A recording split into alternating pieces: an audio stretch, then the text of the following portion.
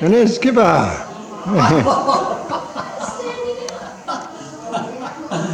Granny, come down for the party. Hello, Sue. Hello, John. Hello, Jenny. See if I can get Paul's brother Eric. Oh, yeah. Very difficult.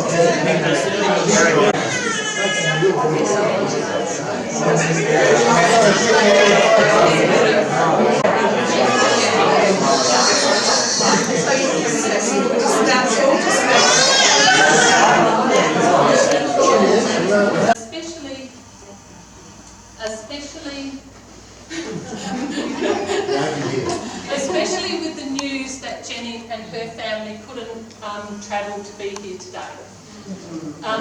We miss Jenny and Gareth, Jodie and Megan a lot, but on days like today we miss them an awful lot. And I know that they'll be thinking of us. Anyway, I'd also like to mention Auntie Ruth, who's not here. And she's really unwell. So she's Dad's biggest fan, and she was really looking forward to this party. So we're sorry that she can't be here. She was always eager and enthusiastic participant at all the family gatherings. So cheers to Auntie Ruth. So I'm just going to hand over to Max to say a few words. Maxie. Hi guys, welcome. I'll say happy birthday at the end, but to start with, Skipper wrote the speech for me today.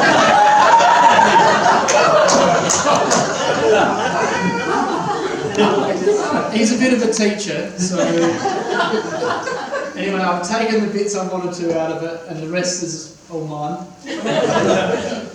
But I did some maths this morning. And that today, Skipper is 32,850 days old. Which is pretty cool. 90 years old today, Sunday, Saturday you were born, Sunday today. Saturday, 9th of August 1930. I think 90 is a pretty cool, when I saw 32,000 days, wow. He went to school in Loxton, a school called, is it the 100 of Keckwick? Don't know why it's called that, but that was 40 kilometres south of Loxton, in Mallee, and he walked to school with his siblings. It was a bit of a old school farm style life where Skipper used to feed the chickens and milk the cows. And he used to catch all the rabbits and sell the skins. That's right. To this day, Skipper is back in the day, so sorry you got some egg there.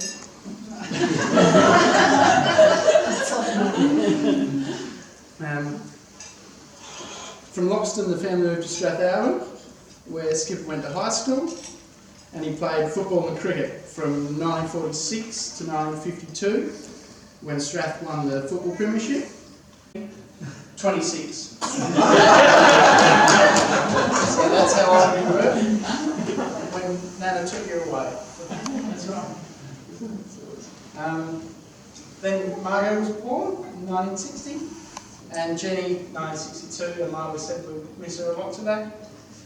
And notable, Skipper spoke to me. I've always noticed he doesn't drink a lot, and Nana, you may correct this, but from what you told me, Skipper hasn't been drunk since the day you were born. I think that's pretty cool too. He then went on to teach at Camberton, Enfield and Wakery High Schools, and then moved to Papua New Guinea for 10 years. They also lived overseas. They lived in Canada for a year and England for a year. Is Jenny's artwork in the... In those books. Where'd you put them out? So there's some memorable stories Skipper's had in his life, and Jenny has done all the drawings that match the stories, and she's very, very good. One of the stories in there is about some chickens and how Skipper can put them to sleep. So if you get the chance to find that story, it's a very good one. Some pretty special things Skipper's done in his life is he's had 8 hat-tricks in cricket. I did some research this morning. Shane Warne had 3.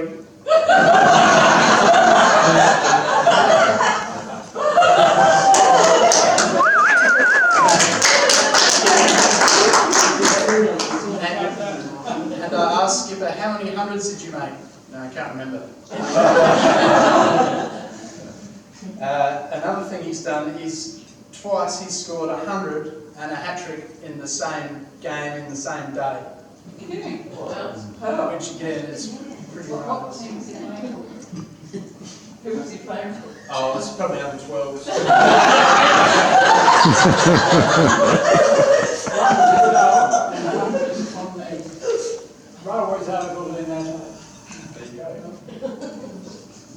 Some memories that I'd like to share from myself for Skipper, and I just spoke to Craig about this last night, is how he used to take me to school in the morning, and not to actual school, to school in his house. He'd ring a bell every morning and I'd wait in bed for this bell to go off, and the bell would go and I'd run out and he'd have all these spelling and maths and stories, and I learned to read and write. One of the words I remember most is you teaching me to spell the word island with an S in it. Who knows why, but it's got an S in it.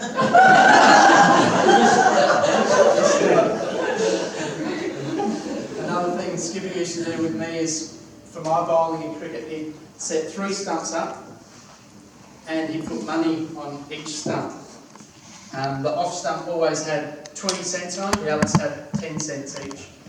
And I'd bowl the stumps and then I'd come home with a handful of coins. Very accurate. For football, Skipper taught me how to bend the ball along the ground. And in the grand final at Goulburn, I kicked 7 goals, 1 that day. But the 1 point I scored, I was running along the boundary, and no joke, I looked through the goals and Skipper standing there. And I kicked it along the ground and it hit the post. It would have been 8 goals. For a few years, probably 4 or 5 years, Skipper set up the frangipani store for us at the Victor Harbour Market. So some of you probably have a frangipani client, I'm sure. That was a pretty good memory, setting up in the mornings and making it look pretty. I'm glad we didn't do it yesterday morning though. And more recently, since the guys have moved, Nana and Skipper have moved down here, we go for cards every Tuesday night, Monday night. And as we drive out the driveway, Skipper bowls us away. Every night without fail. If it's raining, we say, stay inside. And he says, okay, I'll stay inside. And then he comes out. Good action. And now he bowls to Nelly. And on the cup here that Alex made for his birthday, here's a picture of him bowling to Nelly, which is really, really special. But with all the cricket stories, and one of the cool things I find is a lot of my friends talk about Skipper, and I think for an older person to be able to meet my mates and talk cricket with them and talk sport with them, and then for them to ask me how he's going, I think that's pretty cool. So I take my hat off to you, Skipper. You're a true gentleman, very attentive, as polite as you can get. Always standing up last, waiting for everyone to sit down. Just amazing. This party actually had over 100 invitations, and I think again for someone who's 90 to invite over 100 people is really spectacular. So Skipper, we are very lucky to have you in our lives, and happy birthday. Cheers.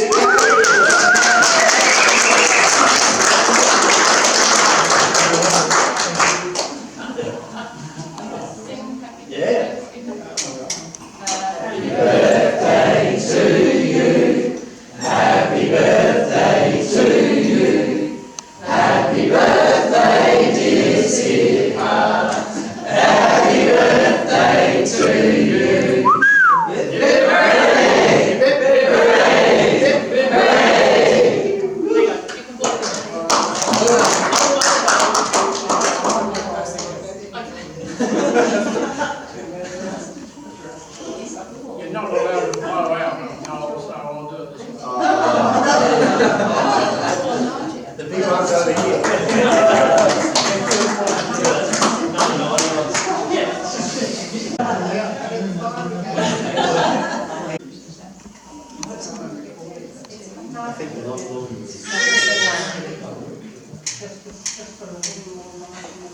And you get to speak now.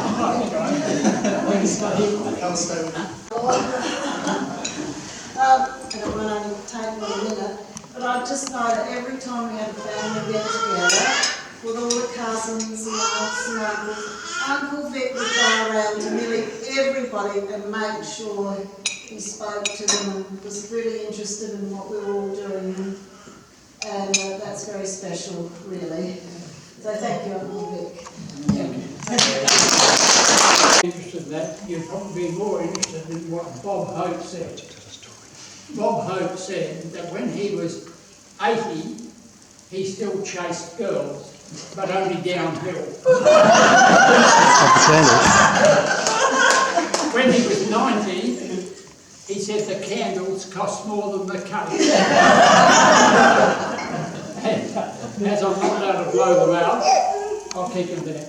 Margot said to me when we were going to have a party before, she said, forget about it, I'll do it as long as you talk for less than 6 minutes. And I thank Margot for what she has done. But it's very humbling. It's on fire. To see so many of you who are high achievers. Now, if I don't mention you or you or you or you, let me start with 3 or 4. I'd like to mention Sue, wherever she is, and Craig.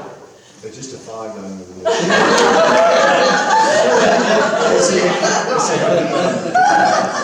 Sue is the mother Maxie and the mother who gave us Nellie, the grandchild.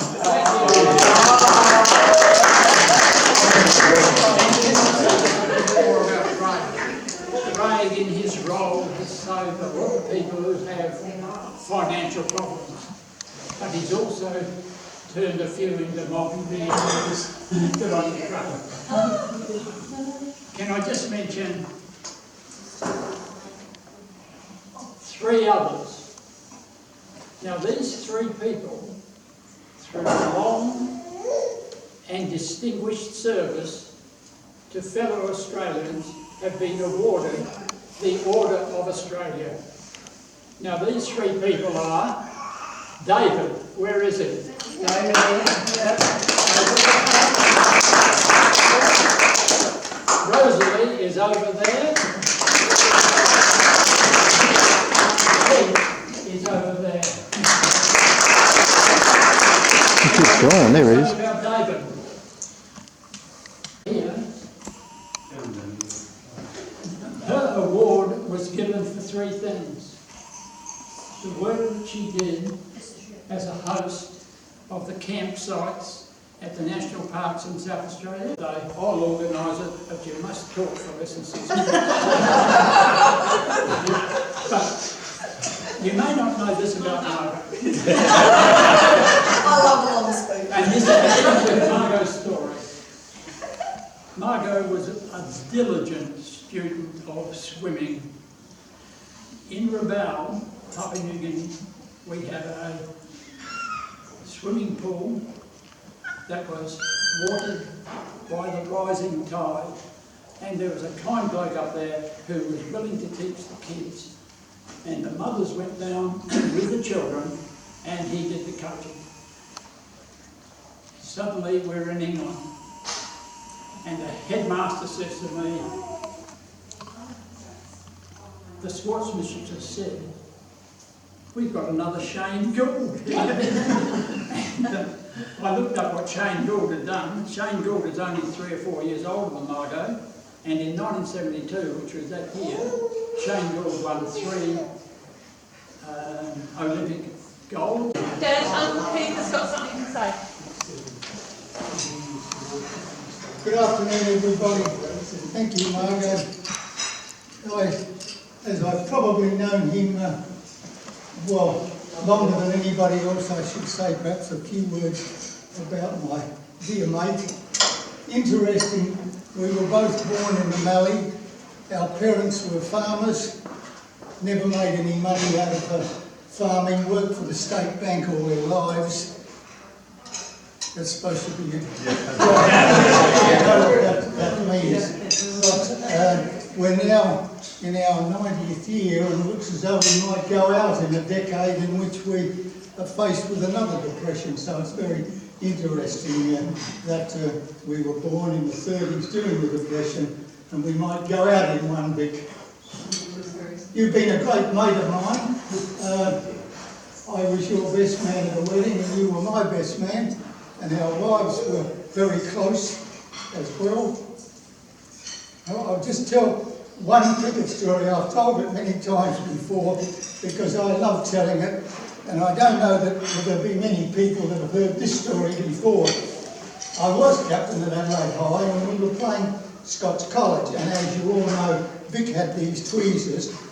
In those days, he didn't bowl a leg break. In fact, I don't think he ever learnt the skill of bowling a leg break because the ball always came out the back of his hand. I do remember another story, and Phil will remember this one too, that we were playing at Brunel in the Teachers' College, and this lad who was batting was a bit of a show-off, and he knew that Vic bowled a lot of wrongs. So he played the first two wrongings and let the third one go through, which clean bowled him. And afterwards he said, well, I thought on the third one he bowled a leg break, it hadn't worked out that Vic never bowled a leg break. He always bowled a wronger. The other time we were playing, we were at the Scotch College and playing Scotch, and Vic was just dazzling on all with these wrongers that he bowled, and he had the figures of 6 wickets for no runs in the first couple of overs.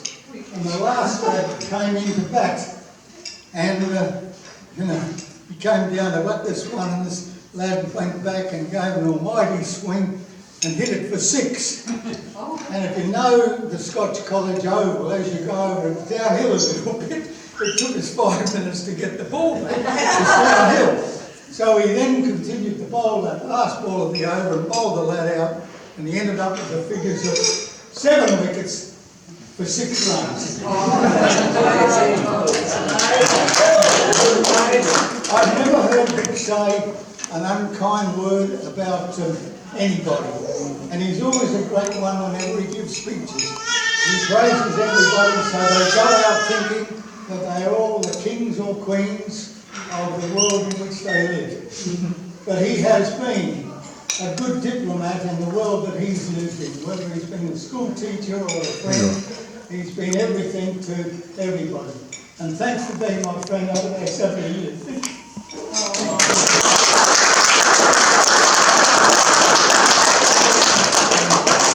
Most fond memories of Uncle Vic was picking me up at Congarata on the day that the West Indies drew tie in Australia, and he picked me up just as the West Indies tied the test, and it was for their wedding. And he picked me up and he was singing Rosemary, I love you. And it was the hottest day that day, remember? And all the, they had put pigs on the, it was actually, I was going to say it was Mr. Jenkins, I used to call him then, his pigs. And his son Danny, if you know history, became the captain of Norwood when they won a premiership. But anyway, he'd put these pigs and he'd been looking after them so long, and they put them in crates, and it was so hot they all died except one that jumped over, so he lost all his money. It was so sad. But Uncle Vic picked us up, and he was singing, you know, Rosemary, I love you. And then we went back to my grandparents, and they just moved to the city, and it was the first time I was so thirsty. I'd never tried, I had water, and I tried and I couldn't stand it. And Uncle Vic kept saying, you've got more water, we're going to have some nice cold water, and it was so horrible. But that was when Vic's wedding, and I could shut my eyes and see the whole wedding, which was beautiful. And then I was very lucky because I got to go to New Guinea, and I was in New Guinea for 9 months when Vic was there. And he was in Medina, he just moved from Rabaul. And it was beautiful to go and spend time with them in Medina. And it was very, very special. And it was so lovely to have the beautiful Jenny and Margot, and Jenny and Margot came and stayed with me when they were boarding at NLC when Vic and Gwen were in Darwin then. And I have to say, we told them to behave while we went out. When we got back, all Ian's best scotch had been thrown.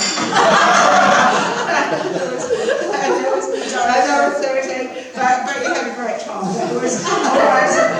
And then we had the beautiful chance to see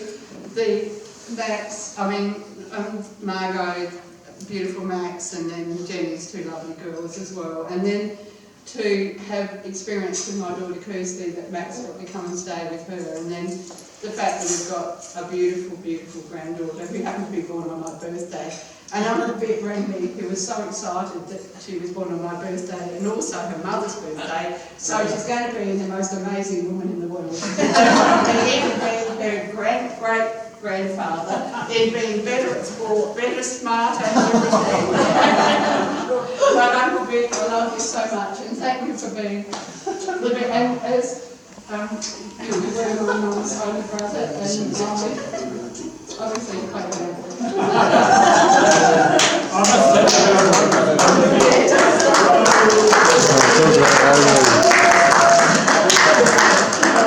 When she was flying in New Guinea, she kindly brought us from Cavian. Cavian is in the island of New Island, and one of the things they've got at Cavian are what they call the giant crabs. And honestly, from one nipper to the other nipper, they're that big.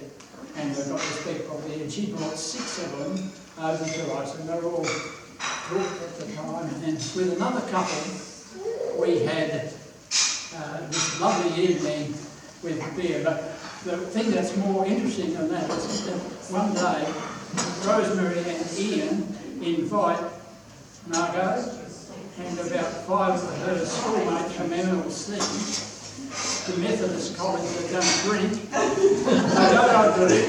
And Ian told me they drank their cupboard dry. But it was good, they had lots of fun, hopefully. But I also was there with Ian. In Darwin, one in batting and one in bowling. The batting story reached the headlines, not the small headlines, in the Melbourne paper and in the Sydney paper. In that particular innings, Phil made a century partnership, and it was the 10th wicket. That means batting with the 11th man, and the 11th man was run out for 1 run. So you can imagine how many Phil got. In that match, we happened to be 9 for 28, and the opposition had a very good attack, because in our side we had 4 batsmen who played district cricket and 1 played interstate cricket. So it was a good bowling attack.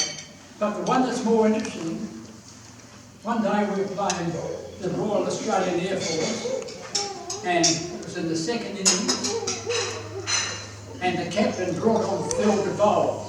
Now, I've never seen Phil bowl in his life. And he comes in, and instead of bowling like that, he wants to bowl underarm. And he bowls underarm, and he's bowling to squadron leader Coach Smith. And he's got a moustache to show. And he's a show-off. But the other batsman batting with him is a very good batsman, and Coach Smith stupidly goes down to do a sweep shot like this off Phil, and the ball bounces over his back and bowls him out. Now, that may not be so funny, but let me tell you this. That was in 1957. In 1960, Phil became a teacher at Prince Alfred College. And have a guess who he coached in the under-13 side? Greg Chappell. Have a guess who 2 years later he coached? Trevor Chappell. In January 1981, New Zealand had to make 6 runs off the last over. Greg Chappell, the captain, says to his brother, you bloody ball bowl underarm, chapel bowls underarm, and it hits not only Australian headlines but all over the world. And I noticed that Greg Chappell often comes to see Brownie when he comes over to Adelaide. And Phil, they were great days in Darwin. I loved it.